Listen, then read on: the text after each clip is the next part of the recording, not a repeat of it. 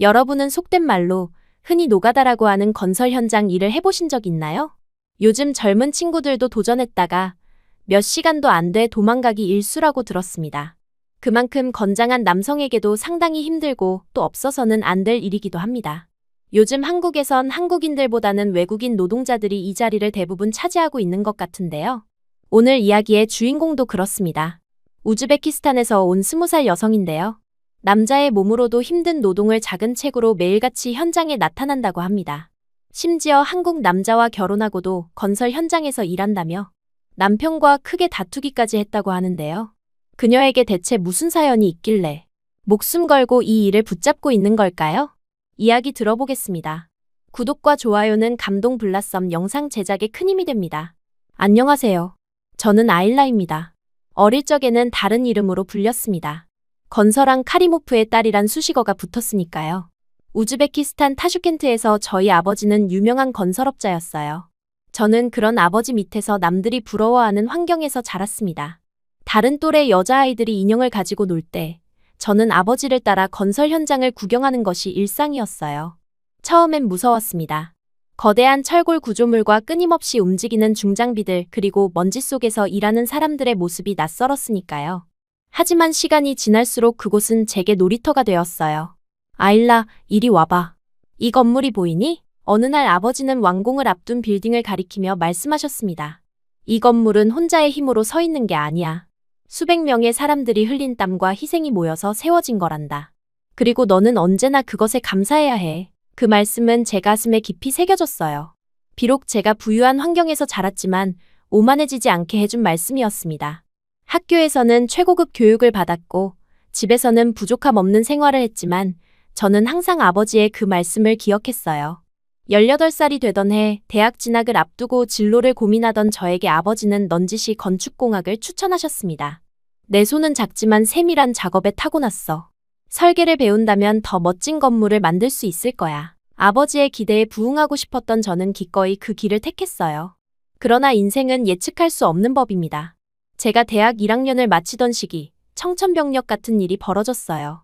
아버지가 20년 넘게 함께 일해온 동업자에게 사기를 당한 것입니다.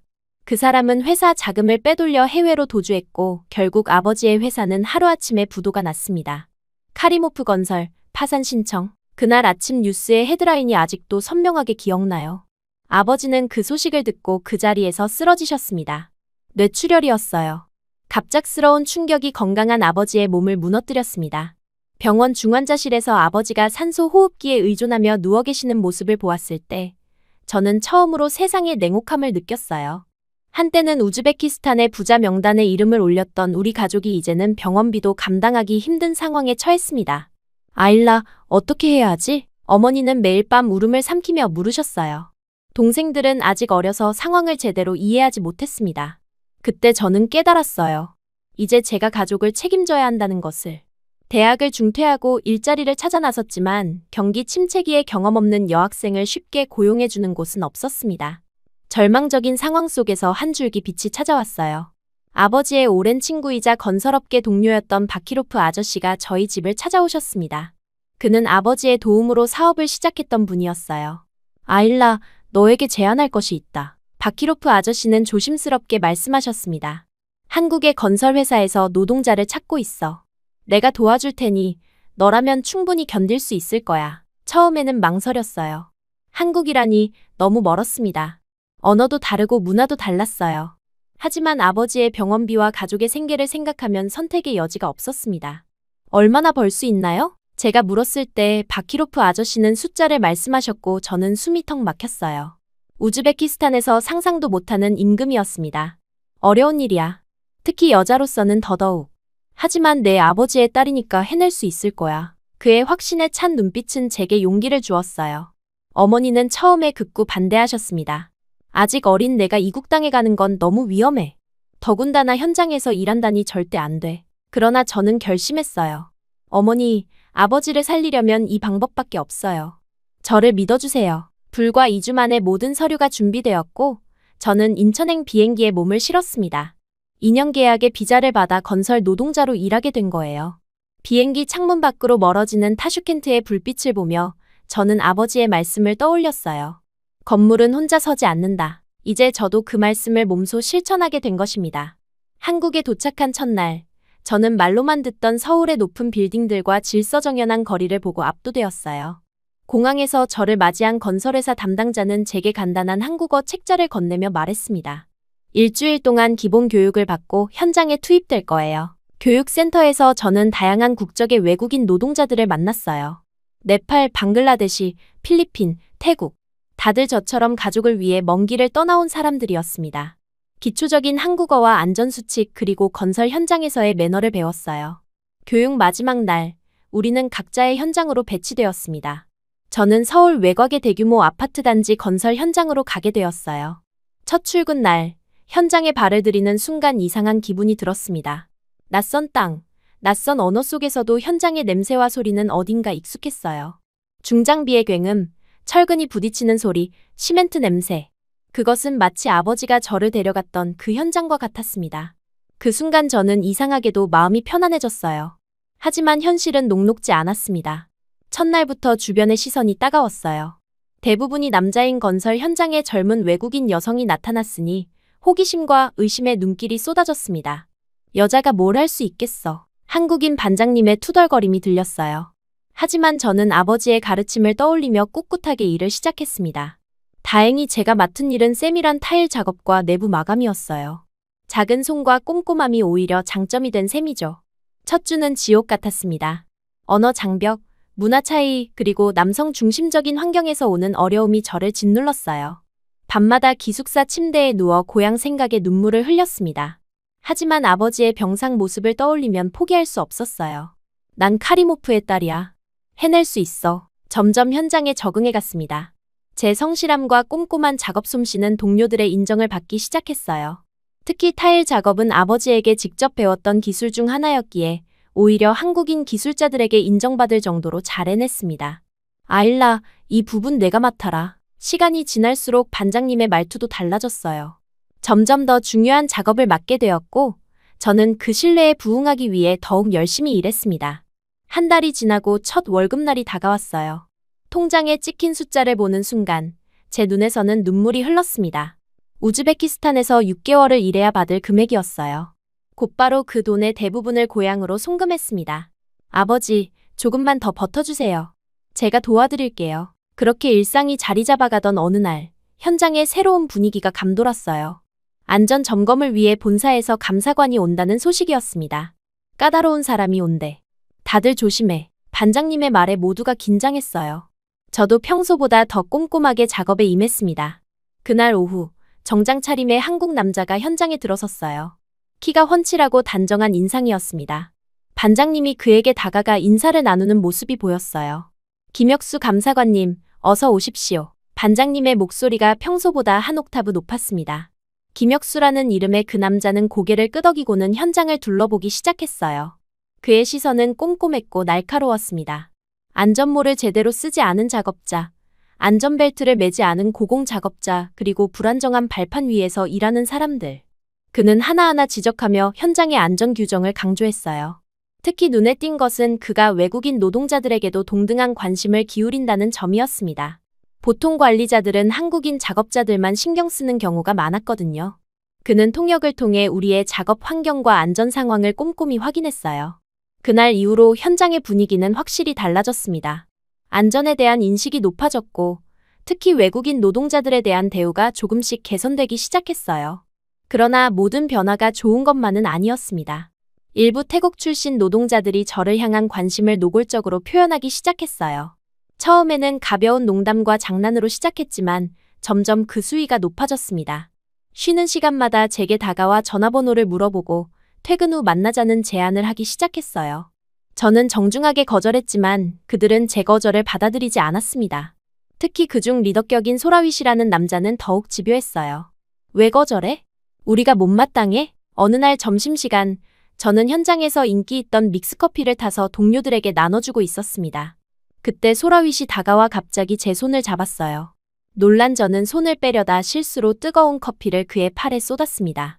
아, 소라윗의 비명의 주변이 순식간에 조용해졌어요. 그의 팔에는 붉은 화상 자국이 선명했습니다. 미안해요. 일부러 그런 게 아니에요. 제가 다급히 사과했지만 소라윗은 태국어로 뭔가를 중얼거리며 제게 험악한 눈길을 보냈어요. 그 사건 이후 현장의 분위기는 급속도로 변했습니다. 태국인 노동자들은 제게 노골적인 적대감을 보이기 시작했어요. 아침에 출근하면 제 작업 도구가 사라져 있거나 작업 구역에 접근하기 어렵게 중장비나 자재가 놓여 있곤 했습니다. 또한 그들이 지나갈 때마다 태국어로 뭔가를 말하고 비웃는 것이 느껴졌어요. 현장에서의 고립감은 점점 심해졌습니다. 다른 외국인 노동자들도 문제에 휘말리기 싫어서 저와 거리를 두기 시작했어요. 한국인 작업자들은 이런 상황을 눈치챘지만 대부분 외국인들 사이의 문제라며 개입하지 않았습니다. 매일 밤 기숙사로 돌아오는 길이 공포스러웠어요. 누군가 제 뒤를 따라오는 것 같은 느낌이 들었습니다. 경비원에게 말해봤지만 언어 장벽 때문에 제대로 된 도움을 받기 어려웠어요. 그러던 어느 날 2달 만에 김혁수 감사관이 다시 현장을 찾았습니다. 정기 안전 교육을 위해서였어요.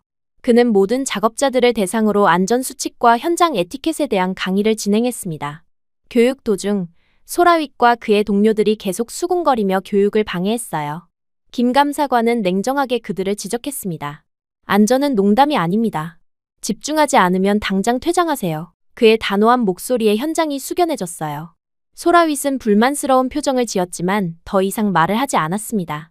교육이 끝난 후 저는 용기를 내어 김 감사관에게 다가갔어요. 서투른 한국어로 감사 인사를 전하고 싶었습니다. 감사합니다. 교육 좋았어요. 그는 놀란 듯이 저를 바라보았어요. 한국어를 하시네요? 어느 나라에서 오셨어요? 우즈베키스탄입니다. 저는 긴장한 채 대답했습니다. 아, 그렇군요. 우즈베키스탄. 그의 눈에 관심이 깃들었어요. 혹시 현장에서 어려움은 없으세요? 순간 태국인 노동자들과의 문제를 이야기해야 할지 고민했습니다. 하지만 그럴 경우 상황이 더 악화될까 두려웠어요. 괜찮습니다. 적응 중이에요. 그는 제 눈을 똑바로 바라보며 말했습니다. 문제가 있으면 언제든 말씀하세요. 외국인이라고 차별받아서는 안 됩니다. 그의 진심 어린 말에 갑자기 눈물이 나올 것 같았어요. 오랜만에 누군가 저를 인간으로 봐준 느낌이었습니다. 하지만 더 이상의 대화는 나누지 못했어요. 반장님이 다가와 김 감사관을 다른 구역으로 안내했기 때문이었습니다. 그날 밤 기숙사로 돌아가던 길에 갑자기 누군가 제 팔을 잡아당겼어요. 놀라서 뒤돌아보니 소라윗과 그의 동료들이었습니다. 공포가 온몸을 덮쳤어요. 오늘 감사관한테 우리 고자질했지? 소라윗이 위협적으로 다가왔습니다. 아니에요. 그런 적 없어요. 저는 필사적으로 부정했지만 그들은 믿지 않았어요.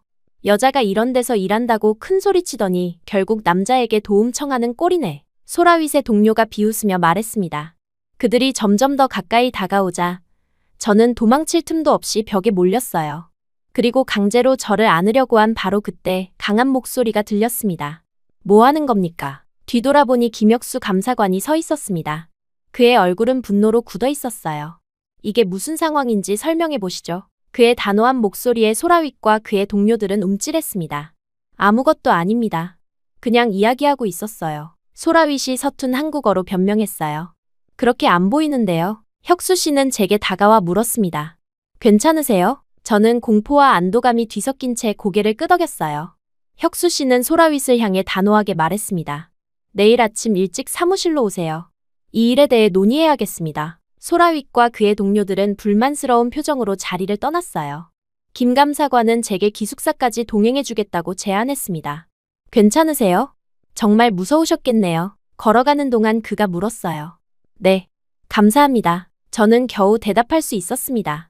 왜 돌아오셨어요? 서류를 두고 가서 찾으러 왔다가. 우연히 봤어요. 그는 잠시 침묵했다가 말을 이었습니다. 사실 교육 끝나고 당신이 말을 걸어왔을 때 뭔가 문제가 있다고 느꼈어요. 직감이 맞았네요. 기숙사 앞에 도착하자 그는 명함을 건네며 말했습니다. 앞으로 문제가 생기면 바로 연락하세요. 내일 아침 이 일에 대해 정식으로 조사할 겁니다. 그날 밤 저는 오랜만에 마음 편히 잠들 수 있었어요. 아직 한국에서의 삶은 힘들었지만 적어도 혼자가 아니라는 느낌이 들었습니다. 내일이 어떻게 될지 모르지만 오늘 저는 김혁수라는 사람을 만난 것에 감사했어요. 아버지의 말씀이 다시 한번 떠올랐습니다. 건물은 혼자 서지 않는다. 사람도 마찬가지인 것 같아요. 저 역시 혼자 서지 않고 누군가의 도움과 지지가 필요했습니다. 오늘 밤 처음으로 이 낯선 땅에서 미래에 대한 희망이 생겼어요. 다음 날 아침 현장은 어제와는 사뭇 다른 분위기였습니다. 소라윗과 그의 동료들은 보이지 않았어요. 반장님이 모두를 모아놓고 공지를 했습니다. 태국인 노동자 몇 명이 회사 규정을 위반하여 오늘부터 퇴사 처리되었음을 알립니다. 앞으로 이러한 일이 또 발생하지 않도록 각자 주의하시기 바랍니다. 주변 사람들의 수군거림이 들렸지만 저는 묵묵히 제 작업 구역으로 향했어요. 마음 한편으로는 홀가분했지만 다른 한편으로는 불안했습니다. 그들이 회사 밖에서 저를 기다리고 있진 않을까 하는 두려움이 남아 있었어요. 점심시간, 저는 평소처럼 커피를 타러 휴게실로 향했습니다. 그때 문득 어제 저를 도와주신 혁수 씨가 생각났어요. 그의 단호하고 정의로운 모습이 아직도 선명했습니다. 순간 충동적인 결정을 내렸어요. 2잔의 믹스커피를 타서 사무실 쪽으로 향했습니다. 조심스럽게 사무실 문을 두드리자 안에서 그의 목소리가 들렸어요. 들어오세요. 문을 열고 들어가니 혁수 씨가 서류 더미에 묻혀 일하고 있었습니다. 저를 보자 그의 표정이 밝아졌어요. 아, 아일라 씨. 어서 오세요. 오늘 괜찮으신가요? 그의 목소리에는 진심 어린 걱정이 담겨 있었습니다. 저는 커피 한 잔을 그에게 건네며 말했어요. 감사 인사드리러 왔어요. 이건 한국에서 처음 맛본 커피인데 저한테 특별한 의미가 있습니다. 혁수 씨는 미소를 지으며 커피를 받아들었어요. 믹스커피군요. 한국인들이 가장 친숙하게 마시는 커피죠. 고맙습니다. 잠시 어색한 침묵이 흘렀고 저는 이제 나가야겠다고 생각했습니다. 그런데 그가 말을 이었어요. 사실 오늘 저녁에 시간 있으시면 식사라도 같이 하고 싶었는데 그간 있었던 일에 대해 더 자세히 듣고 싶습니다. 그의 제안에 저는 잠시 당황했어요. 하지만 이상하게도 거부감은 들지 않았습니다. 오히려 제 이야기를 들어주려는 그의 진심이 느껴졌어요. 네, 괜찮습니다. 저녁이 되자 혁수 씨는 약속대로 현장 앞에서 저를 기다리고 있었습니다. 그는 평상복 차림이었지만 정장을 입었을 때와 마찬가지로 단정하고 신뢰감이 느껴졌어요.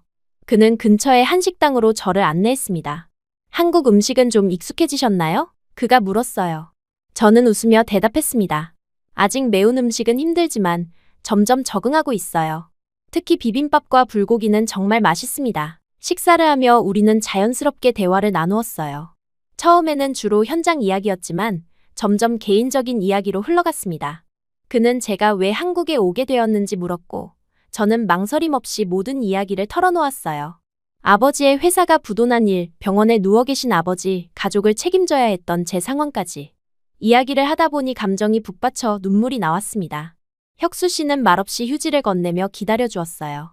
정말 대단하십니다. 제 이야기를 다 들은 후 그가 진심 어린 목소리로 말했습니다. 그 나이에 가족을 위해 이국 땅에 와서 그런 일을 견디다니.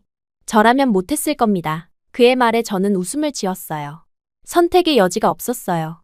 가족은 제가 지켜야 할 소중한 존재니까요. 혁수 씨는 자신의 이야기도 들려주었습니다.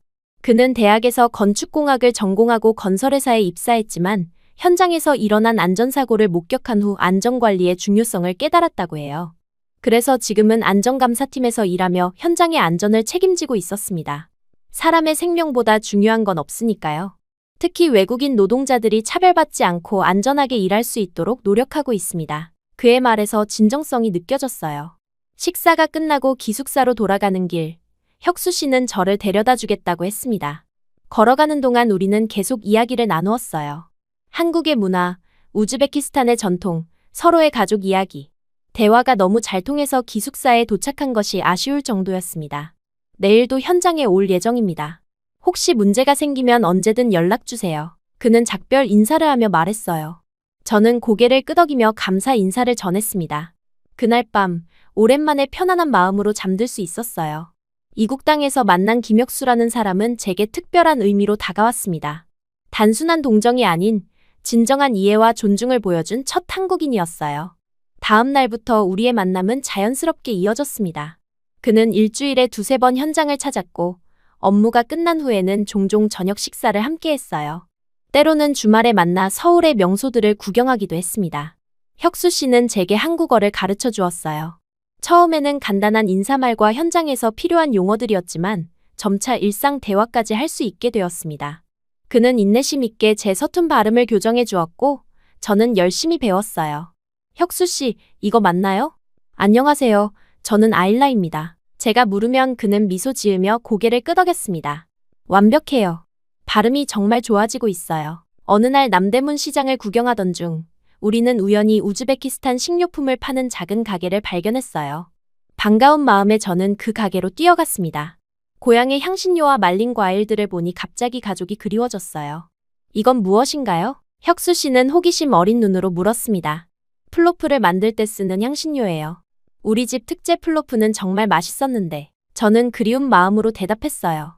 그날 저녁 혁수 씨는 저를 자신의 집으로 초대했습니다. 오늘은 아일라 씨가 우즈베키스탄 요리를 가르쳐 주세요. 제가 재료는 다 샀으니까요. 그의 아파트 주방에서 저는 처음으로 한국에 와서 고향 음식을 만들었어요. 플로프를 만들며 어머니와 함께 요리하던 기억이 떠올랐습니다. 혁수 씨는 제 지시에 따라 야채를 썰고 양념을 준비하며 열심히 돕고 있었어요. 와, 정말 맛있네요. 음식이 완성되자 혁수 씨는 감탄했습니다. 아일라 씨는 요리도 잘하시는군요. 그의 칭찬에 저는 웃음을 감출 수 없었어요. 함께 식사하며 대화를 나누는 동안 이 순간이 얼마나 특별한지 느꼈습니다. 낯선 나라에서 누군가와 이렇게 편안한 시간을 보내게 될 줄은 생각도 못했어요. 식사 후 혁수 씨는 조심스럽게 말을 꺼냈습니다. 아일라 씨, 사실 중요한 이야기가 있어요. 순간 긴장이 되었지만 그의 다음 말에 놀라움과 기쁨이 밀려왔어요. 제가 아일라 씨를 많이 좋아하게 됐어요. 그냥 친구 이상으로. 어떻게 생각하세요? 갑작스러운 고백에 저는 말을 잇지 못했습니다. 사실 저도 그에게 특별한 감정이 생기고 있었어요. 하지만 우리의 상황이 너무 달랐습니다. 외국인 노동자와 한국인 회사원. 게다가 저는 언제 고향으로 돌아가야 할지 모르는 상황이었어요. 저도 혁수 씨를 좋아해요. 하지만 저는 망설였습니다. 그는 제 손을 부드럽게 잡았어요. 걱정하지 마세요. 우리 천천히 알아가면 됩니다. 제가 아일라 씨를 지켜드릴게요. 그날 이후 우리는 공식적으로 연인이 되었습니다. 물론 쉽지 않은 결정이었어요. 문화적 차이, 언어 장벽, 그리고 불확실한 미래. 하지만 우리는 함께라면 모든 것을 이겨낼 수 있을 것 같았습니다. 혁수 씨는 제가 더 나은 환경에서 일할 수 있도록 도움을 주었어요. 그의 추천으로 저는 더 안전한 현장으로 이동할 수 있었고 조금 더 나은 대우를 받게 되었습니다. 물론 여전히 건설 현장의 일은 힘들었지만 이제는 제 곁에 든든한 지원군이 있었어요. 주말이면 우리는 한국의 아름다운 곳들을 여행했습니다. 경복궁, 인사동, 남산타워. 관광객으로서가 아니라 혁수 씨의 설명을 들으며 한국 문화를 더 깊이 이해하게 되었어요. 특히 한옥마을에서의 하루는 정말 특별했습니다. 전통 한복을 입고 찍은 사진을 가족에게 보냈을 때 어머니는 행복해 보인다 며 기뻐하셨어요. 우리의 관계가 깊어질수록 서로의 문화적 차이도 분명히 느껴졌습니다. 때로는 사소한 오해로 다투기도 했어요. 예를 들어 저는 손이 사람에게 직접적으로 의견을 표현하는 것에 익숙했지만 한국에서는 그것이 무례하게 여겨질 수 있다는 것을 배웠습니다. 아일라, 한국에서는 연장자나 윗사람 앞에서는 조금 더 조심해야 해요. 혁수 씨의 조언이었어요. 반면 혁수 씨는 제 문화에 대해 열린 마음으로 배우려 했습니다. 우즈베키스탄의 전통과 관습, 음식과 음악까지. 그는 진심으로 관심을 가지고 질문했어요. 특히 우리나라의 환대 문화인 메으몬도스틀릭의 깊은 인상을 받았다고 했습니다. 서로의 문화를 존중하고 배우는 과정에서 우리의 관계는 더욱 단단해졌어요. 혁수 씨는 제게 한국인 남자친구 이상의 의미였습니다. 그는 이국 땅에서의 제 삶의 안정감과 소속감을 주었어요. 시간이 흐르면서 우리는 미래에 대한 이야기를 나누기 시작했습니다. 고향에 계신 아버지는 조금씩 건강을 회복하고 계셨고 제가 보낸 돈으로 가족들의 상황도 나아지고 있었어요. 하지만 제 비자는 곧 만료될 예정이었습니다. 비자가 끝나면 어떻게 할 계획이에요? 어느 날 저녁 혁수 씨가 조심스럽게 물었어요. 그 질문에 저는 망설였습니다. 사실 저도 고민하고 있었어요. 고향으로 돌아가 가족과 함께 할지 아니면 한국에서 새로운 삶을 시작할지. 두 마음이 계속 충돌했습니다. 솔직히 잘 모르겠어요. 가족이 그립지만 이제 한국에서의 삶도 소중해졌어요. 특히 혁수 씨와의 관계가 그랬습니다. 그는 잠시 침묵했다가 결심한 듯 말했어요. 아일라, 저와 결혼해 주시겠어요? 순간 세상이 멈춘 것 같았습니다. 예상치 못한 청혼에 저는 눈물이 났어요. 기쁨과 두려움, 설렘과 걱정이 한꺼번에 밀려왔습니다.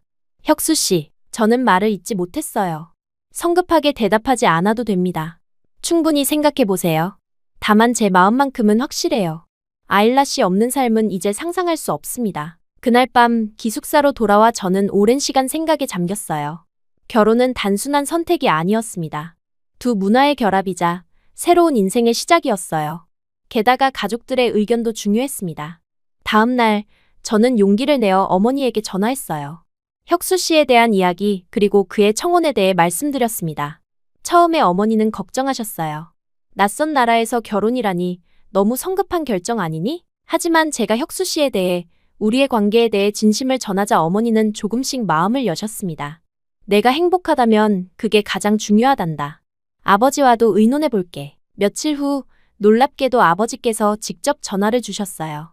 아직 완전히 회복되지는 않으셨지만 목소리에 힘이 돌아오고 있었습니다. 아일라, 내 선택을 믿는다. 하지만 그 사람을 한번 만나봐야겠구나. 화상통화라도 할 수 있을까? 아버지의 말씀에 감사함을 느꼈어요. 그날 저녁, 혁수 씨와 제 부모님은 처음으로 화상통화를 통해 만났습니다. 혁수 씨는 서투른 러시아어로 인사를 건넸고, 제 부모님은 그의 진심 어린 모습에 감동하셨어요. 대화 내내 저는 통역을 맡았지만 말보다 중요한 것은 서로의 마음이었습니다. 통화가 끝난 후 아버지는 좋은 사람 같구나. 너를 진심으로 생각하는 게 보인다. 고 하셨어요. 어머니도 딸을 행복하게 해줄 사람 같다. 며 축복해 주셨습니다. 부모님의 승낙을 받고 저는 혁수 씨의 청혼을 받아들였어요. 그날 그의 얼굴에 피어난 미소는 제가 본 것 중 가장 아름다웠습니다. 이제 우리 가족을 만나러 가요. 혁수 씨는 설레는 목소리로 말했어요. 저는 긴장되었지만 그의 손을 꼭 잡고 고개를 끄덕였습니다. 혁수 씨의 부모님은 전통적인 한국 가정의 모습이었어요. 처음 만났을 때 그들의 눈에서 의심과 걱정을 읽을 수 있었습니다. 외국인 며느리, 그것도 건설 현장에서 일하는 노동자라니. 그들에게는 받아들이기 쉽지 않은 상황이었어요. 특히 혁수 씨의 어머니는 저를 보는 순간 한숨을 내쉬셨습니다. 혁수야, 정말 결혼을 생각하는 거니? 그 순간 혁수 씨는 단호하게 대답했어요. 네, 어머니. 아일라는 제가 선택한 사람입니다. 존중해 주셨으면 합니다. 그의 단호한 태도에 부모님도 차츰 마음을 여셨습니다. 저는 최대한 예의 바르게 행동하고 한국 문화에 맞게 공손함을 보였어요. 특히 혁수 씨의 어머니가 좋아하시는 음식을 준비해 함께 나누며 조금씩 가까워졌습니다. 손재주가 좋구나. 요리도 잘하고. 어느 날 혁수 씨의 어머니가 제 손을 잡으며 말씀하셨어요. 그 순간 저는 벽이 조금 허물어지는 느낌을 받았습니다. 결혼 준비는 빠르게 진행되었어요. 저희는 간소하게 결혼식을 올리기로 했습니다. 제 가족은 아직 아버지의 건강 때문에 한국에 오기 어려웠고 큰 결혼식보다는 양가의 축복이 더 중요하다고 생각했거든요. 결혼식 날, 저는 한복을 입고 한국의 전통 의식에 따라 혁수 씨와 하나가 되었어요. 화상통화로 지켜보던 제 가족들도 축복을 보냈고 혁수 씨의 가족들도 따뜻하게 저를 맞아주었습니다.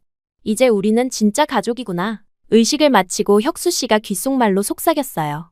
저는 행복한 눈물을 참으며 그를 바라보았습니다. 결혼식을 마치고 신혼여행도 다녀온 지 한 달쯤 되었을 때 저는 다시 현장으로 돌아가고 싶다는 말을 꺼냈습니다. 혁수의 표정이 순간 굳어지는 것이 느껴졌어요. 그는 저녁 식사 중이던 젓가락을 내려놓고 조용히 물었습니다. 정말 다시 건설 현장에서 일하고 싶어? 그의 목소리에는 의아함과 걱정이 섞여 있었어요. 사실 저는 이 얘기를 꺼내기 전에 많은 고민을 했습니다. 결혼하면 자연스럽게 일을 그만두고 가정에 충실할 거라 생각했던 것 같아요. 하지만 제 마음 한구석에는 여전히 현장에 대한 그리움이 있었습니다. 무엇보다 아직 우즈베키스탄에 계신 가족들에게 제 힘으로 도움을 주고 싶었어요. 네, 내가 잘하는 일이에요. 일당도 좋고 무엇보다 제 가족에게도 계속 도움을 줄 수 있을 것 같아요. 제가 최대한 부드럽게 설명했습니다. 혁수는 깊은 한숨을 내쉬었어요. 아일라, 이제 우리는 부부잖아. 내가 버는 돈이 부족해? 내가 굳이 위험한 일을 할 필요 없어. 가족에게 보낼 돈은 내가 보태줄 수 있어. 그의 말은 이해할 수 있었습니다. 하지만 저에게는 단순히 돈의 문제가 아니었어요. 제 자존심, 독립심, 그리고 건설 현장에 대한 애착이 복합적으로 얽혀 있었습니다. 무엇보다 저는 남편에게 경제적으로 완전히 의존하는 상황이 불편했어요. 돈의 문제가 아니에요. 나는 내일이 좋아요. 현장에서 무언가를 만들어가는 과정이 소중해요. 제가 진심을 담아 말했습니다. 하지만 혁수는 이해하지 못했어요. 건설 현장은 위험해. 특히 여성에게는 더더욱. 내가 다칠까봐 걱정돼. 우리의 대화는 점점 평행선을 달렸습니다. 저는 제 의지를 설명하려 했고 혁수는 안전을 걱정했어요. 결국 대화는 감정적인 다툼으로 번졌습니다. 왜 내 말은 듣지 않는 거야? 나는 내 안전을 생각하는 건데. 혁수의 목소리가 높아졌어요. 내 인생은 내가 결정해요. 결혼했다고 내 꿈을 포기할 수는 없어요. 저도 모르게 큰 소리로 대답했습니다. 그날 밤, 우리는 처음으로 등을 돌리고 잠자리에 들었어요. 어색한 침묵 속에서 저는 한국에 온 이후의 모든 일들을 되새겨보았습니다. 혁수를 만나고, 사랑하게 되고, 결혼까지. 모든 것이 꿈만 같았어요. 하지만 현실은 항상 꿈처럼 완벽하지 않았습니다. 다음 날 아침, 혁수는 일찍 출근했고 저는 집안일을 하며 마음을 정리했어요. 오후에 시어머니가 찾아오셨습니다. 혁수가 어머니께 우리의 갈등에 대해 말씀드린 것 같았어요. 시어머니의 표정은 심각했습니다. 아일라, 이제 혁수의 아내가 되었는데 왜 그런 위험한 일을 고집하는 거니? 시어머니가 차를 마시며 물으셨어요. 저는 최대한 공손하게 제 생각을 설명하려 했습니다. 어머니, 저는 건설 현장에서의 일이 좋아요. 제가 실력을 인정받는 곳이기도 하고요. 시어머니는 눈살을 찌푸리셨어요. 여자가 그런 데서 무슨 일을 한다고. 이제 가정을 꾸려야지. 아이 낳을 생각은 안 해? 며느리로서의 역할도 있잖니. 순간 가슴이 답답해졌습니다. 한국과 우즈베키스탄의 문화 차이를 느끼는 순간이었어요. 우리나라에서도 여성의 역할에 대한 전통적인 관념이 있지만 제 부모님은 항상 제 선택을 존중해 주셨습니다. 특히 아버지는 딸이라는 이유로 저를 제한하신 적이 없었어요. 어머니, 물론 언젠가는 아이도 갖고 싶어요. 하지만 지금은 제가 말을 이으려 했지만 시어머니가 끊으셨습니다. 지금이 언제인데 미루니? 나이 들면 아이 갖기 힘들어. 게다가 외국인 며느리라 처음엔 걱정했는데 혁수가 너를 정말 사랑한다고 해서 받아들였어. 근데 이렇게 가정보다 일을 우선시하면 어쩌니? 시어머니의 말씀은 저를 깊이 상처 입혔어요. 외국인 며느리라는 말이 꽂혔습니다. 제가 한국인이 아니라서 더 완벽해야 한다는 부담감이 느껴졌어요. 그리고 그동안 참아왔던 감정들이 한꺼번에 터져나왔습니다. 저는 아직 귀화도 안 했고 한국 사람도 아니에요. 목소리가 떨렸어요. 그런데 친정에 돈 보내자고 남편에게 손 벌리는 건. 그건 사랑이 아니라 거래 같잖아요. 저는 그런 아내가 되고 싶지 않아요. 시어머니는 놀란 표정으로 저를 바라보셨습니다. 제 솔직한 감정 표현이 예상 밖이었던 것 같아요. 저는 계속해서 제 마음을 털어놨습니다. 아버지는 아직 회복 중이시고 가족들에게는 제 도움이 필요해요. 남편은 제가 사랑해서 만난 거지 돈 때문이 아니에요. 그래서 더더욱 제 힘으로 가족을 돕고 싶어요. 말을 마치자 눈물이 왈칵 쏟아졌습니다. 시어머니는 잠시 침묵하시더니 예상치 못하게 제 손을 잡으셨어요. 미안하구나. 내 입장은 생각하지 못했네. 시어머니의 목소리에도 감정이 묻어났습니다. 내가 그런 마음이었을 줄은 몰랐어. 그날 저녁, 혁수가 퇴근하고 돌아왔을 때 집안의 분위기는 이미 달라져 있었어요. 시어머니는 떠나기 전에 혁수에게 전화를 하셨던 것 같았습니다. 혁수는 평소보다 일찍 돌아왔고 제게 다가와 조용히 말했어요. 오늘 어머니와 이야기 나눴다면서? 그의 눈에는 미안함이 담겨 있었습니다. 저는 고개를 끄덕였어요. 혁수는 깊은 한숨을 내쉬고 저를 품에 안았습니다. 미안해, 아일라. 내가 생각이 짧았어. 너의 안전만 생각했지. 내 마음은 헤아리지 못했어. 그의 진심 어린 사과에 제 마음도 녹아내렸어요. 그날 밤, 우리는 오랜 시간 대화를 나누었습니다. 저는 건설 현장이 단순한 일터가 아니라 아버지의 가르침이 살아있는 곳이며 제 정체성의 일부라는 것을 설명했어요. 또한 경제적 독립이 저에게 얼마나 중요한지 그리고 가족을 돕는 것이 제 책임감이라는 점도 이야기했습니다. 혁수는 처음으로 진심으로 제 이야기를 들어주었어요. 그는 자신의 걱정과 두려움도 솔직하게 털어놓았습니다. 건설 현장에서의 사고 위험, 외국인 여성으로서 겪을 수 있는 차별 그리고 우리의 미래에 대한 생각들. 사실 내가 다시 현장에 나가면 우리 시간이 줄어들까봐 걱정도 됐어. 혁수가 솔직하게 말했습니다. 그리고 솔직히 남편으로서 아내가 그런 힘든 일을 하는 게 마음이 편치 않았어. 저는 그의 마음을 이해할 수 있었어요. 문화적 차이도 있고 남편으로서의 자존심도 있었을 겁니다. 하지만 그가 제 마음을 이해하려고 노력한다는 것만으로도 감사했습니다. 우리 타협점을 찾아보자. 혁수가 제안했어요. 완전히 내 꿈을 포기하라고 할 순 없어. 하지만 안전한 현장을 찾고 규모가 작은 곳에서 시작하는 건 어때? 그의 제안은 합리적이었습니다. 우리는 조금씩 서로에게 다가가며 공통점을 찾아갔어요. 마침내 우리는 몇 가지 약속을 정했습니다. 첫째, 제가 귀화 절차를 마칠 때까지는 건설 일을 계속하되 안전한 현장에서 일하기로 했어요. 둘째, 귀화 후에는 저희 기술을 살려 인테리어 디자인이나 건축 설계 분야로 전환을 고려하기로 했습니다. 셋째, 힘든 일이 있으면 서로에게 솔직하게 말하고 무엇보다 서로를 존중하기로 했어요. 내가 원하는 대로 해. 단, 약속해줘.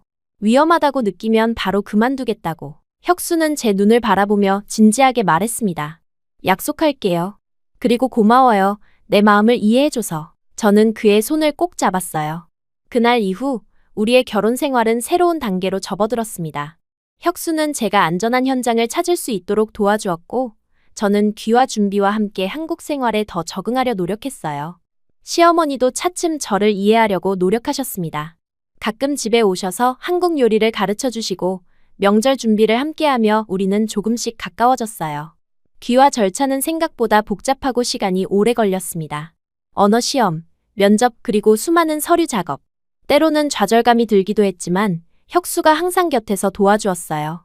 퇴근 후에는 한국어 공부를 도와주었고 주말에는 한국 문화와 역사를 배울 수 있는 장소들을 함께 방문했습니다.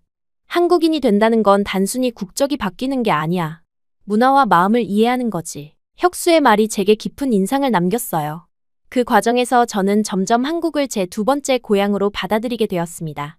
물론 우즈베키스탄의 문화와 전통을 잊지 않으려 노력했어요. 집에서는 가끔 우즈베키스탄 음식을 만들고 명절에는 양국의 전통을 조화롭게 지키려 했습니다. 시간이 흐르며 시부모님과의 관계도 깊어졌어요. 특히 시어머니는 처음과 달리 저를 진심으로 딸처럼 대해주셨습니다. 제가 귀화 시험을 준비할 때는 손수 간식을 챙겨주시고 응원해주셨어요. 아일라, 너는 이미 우리 가족이야. 국적은 그냥 종이에 불과해. 어느 날 시어머니가 따뜻하게 말씀하셨습니다. 건설 현장에서의 일도 점차 안정되어 갔어요. 혁수의 소개로 저는 상대적으로 안전한 인테리어 공사 현장에서 일할 수 있게 되었습니다. 그곳에서 저는 타일 작업과 세부 마감을 담당했고 제 꼼꼼한 솜씨는 빠르게 인정받았어요. 아일라 씨가 작업한 부분은 확실히 달라요. 정성이 느껴져요. 현장 감독님의 칭찬에 가슴이 뿌듯했습니다. 일을 하며 저는 점점 자신감을 찾아갔어요. 그리고 그 자신감은 가정에서도 긍정적인 영향을 미쳤습니다.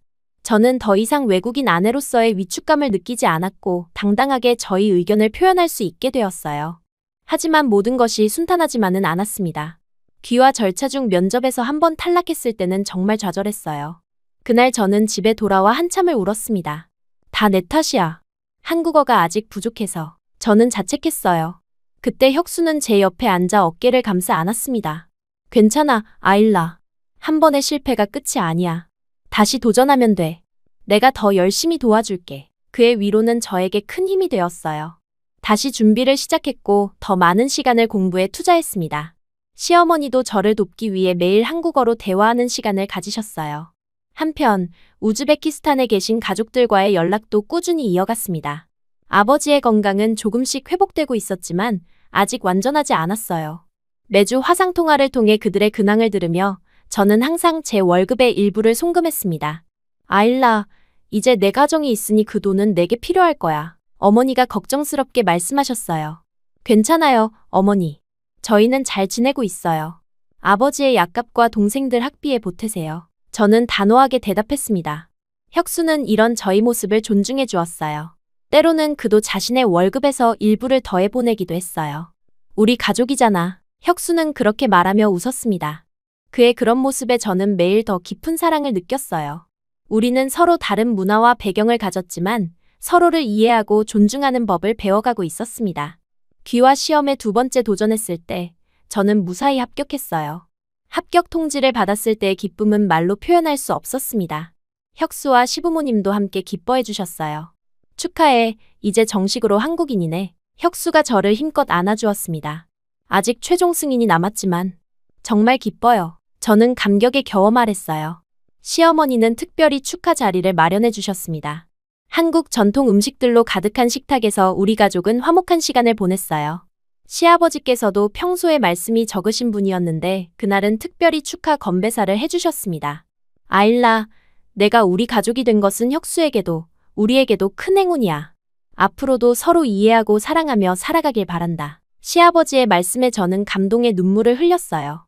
귀화 절차가 거의 마무리되어 갈 무렵 혁수와 저는 약속대로 제 진로에 대해 다시 이야기를 나누었습니다. 건설 현장에서의 경험을 살려 인테리어 디자인 쪽으로 전환하는 것이 현실적인 방향이었어요. 실내 건축 디자인 과정이 있는 학원이 있어. 관심 있어? 혁수가 제안했습니다. 저는 망설임 없이 고개를 끄덕였어요. 새로운 도전이지만 제가 가진 기술과 경험을 바탕으로 더 발전할 수 있는 기회였습니다. 물론 처음부터 다시 배워야 하는 부분도 있었지만 그것 역시 성장의 과정이라고 생각했어요. 함께 알아보자. 내가 원하는 방향으로 나아갈 수 있도록 내가 돕고 싶어. 혁수의 지지에 저는 깊은 감사를 느꼈습니다. 귀화 과정과 진로 전환을 준비하는 동안 우리 부부의 관계는 더욱 깊어졌어요. 서로의 문화적 차이를 이해하고 각자의 가치관을 존중하며 함께 성장해 나가는 과정이었습니다. 물론 때로는 의견 충돌도 있었지만 이제 우리는 그것을 해결하는 방법을 알고 있었어요. 사랑은 완벽한 일치가 아니라 서로의 다름을 인정하고 함께 걸어가는 거야. 혁수의 말은 우리 관계의 본질을 잘 표현했습니다. 그렇게 우리는 서로를 더 깊이 이해하며 각자의 꿈을 응원하는 진정한 동반자가 되어갔어요. 제가 한국에 처음 왔을 때는 상상도 못했던 행복한 결혼 생활이었습니다. 서로 다른 두 문화의 만남이 이렇게 아름다운 조화를 이룰 수 있다는 것이 경이로웠어요. 귀화 승인이 최종적으로 나던 날, 혁수와 저는 작은 파티를 열었습니다. 시부모님과 회사 동료들 그리고 한국에서 만난 친구들이 모두 축하해 주었어요. 제 마음은 기쁨과 동시에 약간의 아쉬움도 느꼈습니다. 우즈베키스탄의 국적을 버리는 것은 아니었지만 공식적으로 한국인이 된다는 것은 또 다른 정체성을 갖게 된다는 의미였으니까요. 하지만 그 모든 감정을 뛰어넘는 것은 성취감이었습니다. 낯선 땅에서 시작한 여정이 이제 새로운 삶으로 이어진 것이었어요. 그리고 그 여정에서 만난 혁수와의 사랑, 새로운 가족과의 인연, 모든 것이 소중했습니다. 이제 진짜 시작이야. 혁수는 제 손을 꼭 잡으며 말했어요. 우리 함께 멋진 미래를 만들어가자. 저는 그의 눈을 바라보며 미소 지었습니다. 우리 앞에는 여전히 많은 도전이 기다리고 있었지만 이제 우리는 그 어떤 어려움도 함께 헤쳐나갈 수 있다는 확신이 있었어요. 갈등과 화해를 거치며 우리는 더 강한 부부가 되었습니다. 서로의 다름을 인정하고 존중하는 법을 배웠으니까요. 귀화 절차가 마무리되고 약 1년이 지났을 때 우즈베키스탄에서 기쁜 소식이 날아왔습니다. 아버지의 건강이 크게 호전되었다는 소식이었어요. 2년이 넘는 투병 생활 끝에 마침내 아버지는 일상으로 돌아갈 수 있게 되셨습니다. 더욱 놀라운 소식은 아버지께서 한국을 방문하고 싶다고 하셨다는 거예요. 아일라, 내 남편도 만나고 싶고 내가 사는 모습도 직접 보고 싶구나. 화상 통화에서 아버지의 목소리는 예전의 힘을 되찾고 있었습니다. 그 말을 들은 순간 저는 너무 기뻐 눈물이 났어요. 그동안 한국에서 열심히 일하고 돈을 모으고 새 삶을 꾸려온 모든 순간이 이 한순간을 위한 것 같았습니다. 혁수에게 이 소식을 전하자 그도 진심으로 기뻐해 주었어요. 정말 좋은 소식이네. 아버님 모시기 위해 특별 휴가도 내야겠어. 혁수는 바로 실행에 옮겼습니다. 그는 회사에 휴가를 신청했고 우리는 함께 아버지의 방문을 준비하기 시작했어요. 비행기표 예약부터 방정리, 관광 계획까지 모든 것을 세심하게 준비했습니다. 아버지가 한국에서 불편함 없이 지내실 수 있도록 우즈베키스탄 음식 재료도 구해놓았어요. 시부모님도 아버지의 방문 소식에 기뻐하시며 함께 맞이할 준비를 해주셨습니다. 마침내 그날이 왔어요. 인천공항 도착장에서 아버지를 기다리며 제 심장은 터질 듯이 뛰었습니다. 출구로 나오는 사람들 속에서 아버지의 모습을 찾으려 목을 길게 뺐어요. 그리고 마침내 익숙한 얼굴이 보였습니다. 아버지는 예전보다 훨씬 마르셨고 머리는 더 희끗해지셨지만 그 당당한 걸음걸이는 여전했어요. 저는 참지 못하고 달려가 아버지를 꼭 안았습니다. 그 순간 모든 말이 필요 없었어요. 우리는 서로를 꼭 껴안은 채 한동안 그렇게 서 있었습니다. 내 딸, 아버지는 떨리는 목소리로 말씀하셨어요. 내가 이렇게 훌륭하게 자라있을 줄이야. 제 옆에 서 있던 혁수에게 아버지는 깊이 고개를 숙이며 말씀하셨습니다. 내 딸을 잘 돌봐주셔서 감사합니다. 혁수는 공손하게 허리를 숙여 인사했어요. 아버님, 만나 뵙게 되어 정말 기쁩니다. 아일라가 늘 그리워하던 분이시죠. 그렇게 우리는 함께 집으로 향했습니다. 차 안에서 아버지는 창밖의 서울 풍경을 신기한 듯 바라보셨어요. 높은 빌딩들, 번화한 거리, 질서 정연한 도로. 모든 것이 신기하셨나 봅니다. 이곳이 내 새로운 고향이구나. 아버지가 조용히 말씀하셨어요. 그 말에 저는 고개를 끄덕였습니다. 이제 한국은 정말로 제 두 번째 고향이 되었어요. 집에 도착하자 아버지는 우리 아파트를 둘러보셨습니다. 작지만 정갈한 우리 집을 보시며 아버지는 만족스러운 표정을 지으셨어요. 저녁 식사 자리에는 시부모님도 함께 하셨습니다. 처음에는 언어 장벽으로 대화가 어색했지만 제가 통역을 하고 혁수도 준비해온 러시아어 인사말로 분위기를 풀어주었어요. 곧 양가 부모님들은 자녀를 자랑하며 웃음꽃을 피웠습니다. 밤이 깊어 모두 돌아가신 후 아버지와 저는 오랜만에 단둘이 이야기를 나눴어요. 그동안 있었던 일들, 한국에서의 생활 그리고 앞으로의 계획까지 모든 것을 나누었습니다. 대화 중에 아버지는 갑자기 진지한 표정으로 제 손을 잡으셨어요. 아일라, 정말 미안하다. 내가 가장 역할을 해야 했던 것이 내 잘못이야. 제 가슴이 찡해졌습니다. 아버지의 눈에는 깊은 후회와 미안함이 담겨 있었어요. 아버지, 그런 말씀 마세요. 저는 우리 가족을 위해 제가 할 수 있는 일을 한 것뿐이에요. 아버지는 고개를 저으셨습니다. 그래도 내 어린 나이에 그런 부담을 지게 한 건 나야. 하지만 내가 자랑스럽구나. 이렇게 당당하게 자신의 길을 걸어가는 모습이. 그날 밤 아버지의 말씀은 제게 큰 위로가 되었어요. 그동안 제 어깨를 짓눌렀던 무게가 조금은 가벼워진 느낌이었습니다. 아버지의 한국 방문은 2주간 이어졌어요. 우리는 서울의 주요 명소들을 함께 둘러보았고 한국의 문화와 음식을 체험했습니다. 특히 아버지는 한국의 건축물에 큰 관심을 보이셨어요. 경복궁의 웅장함과 현대 건물의 조화를 보시며 감탄하셨습니다. 이런 나라에서 내가 건설 일을 배웠다니 정말 좋은 경험이었겠구나. 아버지가 말씀하셨어요. 저는 자랑스럽게 제가 참여했던 현장들에 대해 이야기했습니다. 아버지의 방문 중 가장 특별했던 순간은 혁수가 준비한 깜짝 이벤트였어요. 혁수는 저희가 결혼할 때 찍었던 사진들과 한국에서의 일상을 담은 영상을 모아 작은 영화처럼 만들었습니다. 그것을 함께 보며 우리는 웃고 울었어요. 영상이 끝나고 혁수는 아버지께 정중히 말씀드렸습니다. 아버님, 저희에게 아일라를 보내주신 것은 저에게 가장 큰 축복이었습니다. 앞으로 평생 아일라를 행복하게 해드리겠습니다. 아버지는 감동하신 듯 혁수의 어깨를 토닥이셨어요. 내 딸을 잘 부탁한다, 아들아. 그 순간 저는 제 인생에서 가장 소중한 두 남자가 서로를 인정하고 존중하는 모습을 보며 가슴이 뭉클했습니다. 이것이 진정한 가족의 의미구나 싶었어요. 아버지가 떠나기 전날 밤, 저는 큰 결심을 하게 되었습니다. 그동안 귀화 후에도 계속 건설 현장에서 일해왔지만 이제는 새로운 변화가 필요하다고 느꼈어요. 혁수와 상의한 후 저는 인테리어 디자인 학교에 등록하기로 했습니다. 아버지, 저 이제 건설 현장에서 일하는 것을 그만두고 인테리어 디자인을 배우려고 해요. 제가 조심스레 말을 꺼냈습니다. 아버지는 잠시 생각하시더니 따뜻한 미소를 지으셨어요. 좋은 선택이구나. 내 세밀한 감각과 건설 경험이 큰 도움이 될 거야. 무엇보다 내가 진정으로 원하는 일을 하는 게 중요하지. 아버지의 지지에 저는 더욱 확신을 갖게 되었어요. 그리고 그날 밤 더 큰 기쁜 소식을 나눌 수 있었습니다. 저는 최근 임신 테스트에서 양성 반응을 보았거든요. 아버지, 사실 제가 임신했어요. 떨리는 목소리로 말했습니다. 아버지의 눈이 커지더니 곧 기쁨의 눈물로 가득 찼어요. 정말이니? 내가 할아버지가 된다고. 그 소식에 혁수도 뛸 듯이 기뻐했습니다.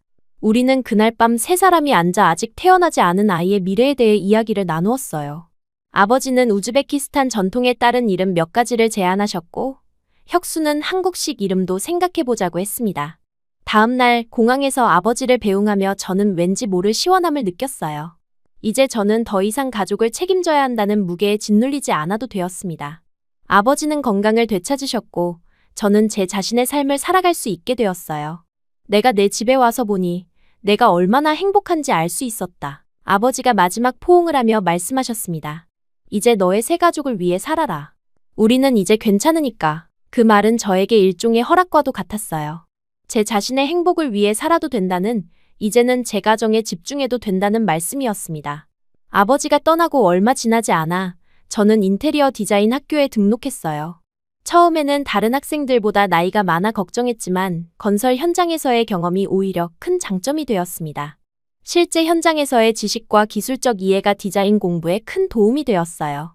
아일라 씨는 다른 학생들과 다르게 실무적인 안목이 있으시네요. 교수님의 칭찬에 자신감이 생겼습니다. 임신 초기에는 입덧이 심해 학업과 병행하는 것이 쉽지 않았어요. 하지만 혁수와 시부모님의 전폭적인 지원 덕분에 무사히 첫 학기를 마칠 수 있었습니다. 시어머니는 매일 영양식을 챙겨주셨고 혁수는 집안일을 도맡아 했어요. 아일라, 너는 이제 우리 손주를 품고 있으니 건강이 제일이야. 시어머니의 말씀에 따뜻함을 느꼈습니다. 임신 6개월째 초음파 검사에서 아이의 성별을 알게 되었어요. 딸이었습니다. 저와 혁수는 너무 기뻤고 이미 아이를 위한 이름도 생각해 두었어요. 한국 이름으로는 서윤, 우즈베키스탄 이름으로는 나르기자로 정했습니다. 두 문화의 아름다움을 모두 담은 이름이었어요. 출산 예정일이 가까워지면서 학교는 잠시 휴학했습니다. 남은 시간 동안 저는 아이를 위한 준비와 함께 간단한 인테리어 프로젝트를 집에서 진행했어요. 특히 아이의 방을 꾸미는 일은 제게 큰 기쁨이었습니다. 한국과 우즈베키스탄의 문화가 조화롭게 어우러진 공간을 만들고 싶었어요. 출산은 예상보다 일찍 찾아왔습니다. 예정일보다 2주 일찍 진통이 시작되었어요. 혁수는 당황했지만 저는 오히려 침착했습니다. 건설 현장에서의 경험이 이런 상황에서도 도움이 되었나 봐요. 괜찮아요, 혁수. 병원 가방은 이미 준비되어 있어요. 그냥 차 열쇠만 가져오세요. 제가 침착하게 지시했습니다. 병원에 도착한 후 모든 것이 빠르게 진행되었어요. 분만실에서 진통을 견디는 동안 저는 건설 현장에서 배운 호흡법을 활용했습니다. 힘든 상황에서도 침착함을 유지하는 법, 그것은 제가 한국 생활에서 얻은 가장 큰 자산 중 하나였어요. 잘하고 있어, 아일라. 조금만 더. 조산사의 격려에 저는 마지막 힘을 다했습니다. 그리고 마침내 우리 딸 서윤이가 세상에 나왔어요. 작고 보드라운 그 아이를 품에 안는 순간 모든 고통이 사라졌습니다. 이것이 제가 경험한 가장 큰 기적이었어요. 우리 딸이야, 혁수. 눈물이 가득한 채로 말했습니다. 혁수도 감격에 겨워 우리 딸을 바라보았어요. 아이가 태어난 소식은 곧 양가 가족에게 전해졌습니다. 시부모님은 병원으로 달려오셨고 우즈베키스탄의 가족들도 화상통화로 아이를 만났어요. 아버지는 손녀를 보시고 눈물을 글썽이셨습니다. 나르기자. 이름처럼 아름다운 아이구나. 아버지가 화면 너머로 말씀하셨어요. 출산 후 회복 기간 동안 저는 많은 생각을 했습니다. 제가 한국에 온 이후의 모든 여정, 그리고 앞으로의 삶에 대해서요. 아이의 작은 손을 잡으며 저는 새로운 각오를 다졌어요. 이제는 제 딸이 두 문화 사이에서 자랄 수 있도록 든든한 지원자가 되어야 했습니다. 서윤아, 엄마가 너에게 2개의 고향을 선물해 줄게. 아이의 이마에 키스하며 약속했어요.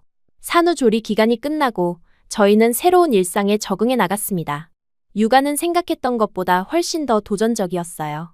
밤중 수유, 기저귀 갈기, 끊임없는 울음.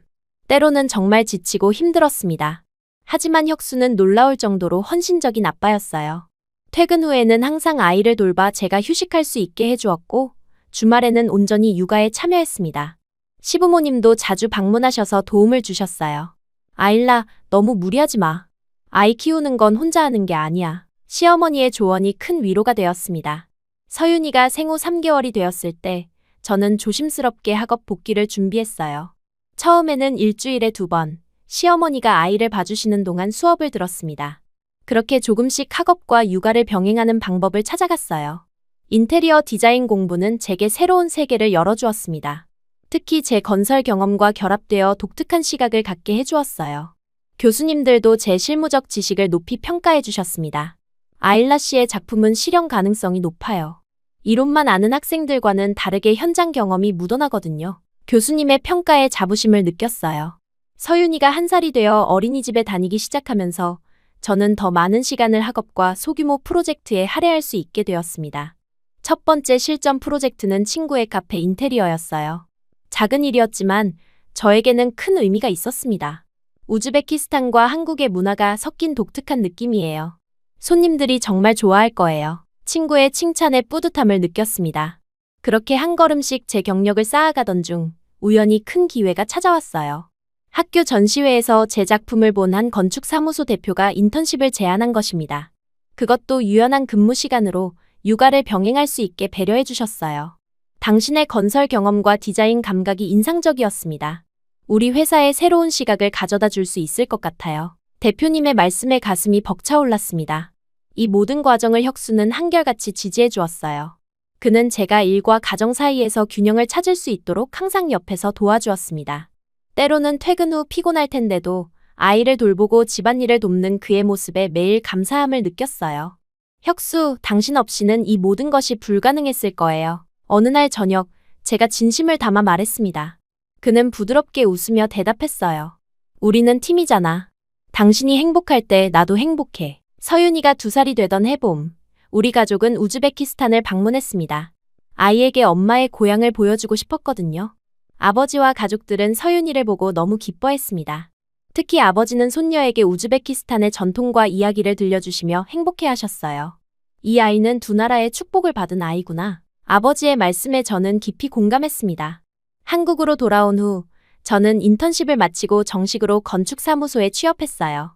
이제는 전문적인 인테리어 디자이너로서의 경력을 시작하게 된 것입니다. 특히 문화적 다양성을 살린 디자인으로 주목받기 시작했어요. 어느 날 저녁, 아이를 재우고 혁수와 함께 발코니에 앉아 별을 바라보며 지난 시간을 돌아보았습니다. 한국에 온 지 어느덧 6년이 흘렀어요. 그동안 얼마나 많은 일이 있었는지. 혁수, 가끔 생각해요. 만약 내가 건설 현장에 가지 않았다면 당신을 만나지 못했을 거라고. 제가 조용히 말했습니다. 혁수는 제 손을 잡으며 미소 지었어요.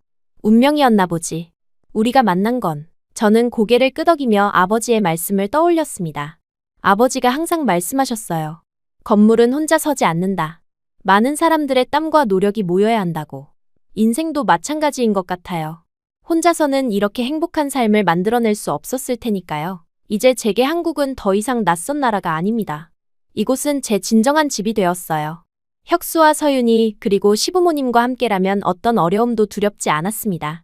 물론 여전히 우즈베키스탄은 제 뿌리이고 그곳의 문화와 전통을 서윤이에게도 물려주고 싶어요. 아일라, 내가 자랑스러워. 혁수가 제 어깨를 감싸며 말했습니다.